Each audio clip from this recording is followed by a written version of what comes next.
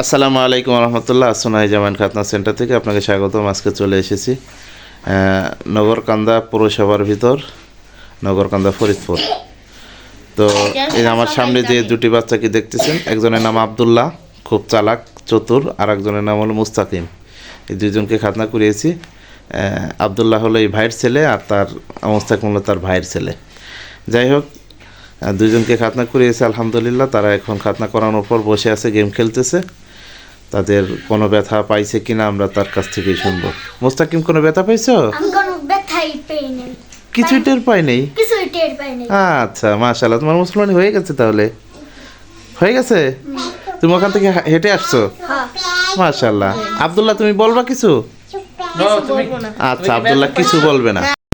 ভাই ডিফেন্সে আছেন, তো ভাই বলেন কেমন কি এই ঘটনাটা কেমন দেখলেন? আসলে খাতাটা আসলে খুবই সুন্দর হয়েছে। তো আমার ইচ্ছে ছিল হসপিটাল থেকে করবো, এখন আপনার করে মোটামুটি আগে একটা খাতা আপনি করেছিলেন আমার পাশের বাসা।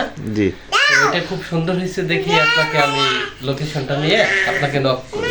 যাক, তো দেখলাম খুবই ওভারঅল ভালো, আগেরটাও যেহেতু ভালো ছিল, ইনশাল্লাহ আমারটাও ভালো হয়েছে।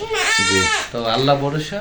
তো এখন আপনার হ্যাপি। অন্যান্য যারা বাচ্চা আছে, বাচ্চাদের মানে গার্জিয়ানদের উদ্দেশ্যে আপনার কি বক্তব্য থাকবে? গার্জিয়ানদের উদ্দেশ্যে যেহেতু হোম সার্ভিসটা, এখানে হোম সার্ভিসটা অনেক ভালো, কারণ একটা হসপিটালে নিয়ে গেলে ফ্যামিলি থেকে যাওয়া আসা একটা খুবই কষ্টসাধ্য, কিন্তু বাসায় হোম সার্ভিস পাওয়াতে খুবই আর কি একটা সুবিধাজনক। তো আপনারা ট্রাই করে দেখতে পারেন, কি যারা আমাদের মতো দিচ্ছে তাদের রিভিউ নিতে পারেন, তাহলে বিশ্বাসটা হবে আপনাদের। ঠিক আছে, এ পর্যন্ত বিদায় নিচ্ছি। আসসালামু আলাইকুম রহমতুল্লাহ।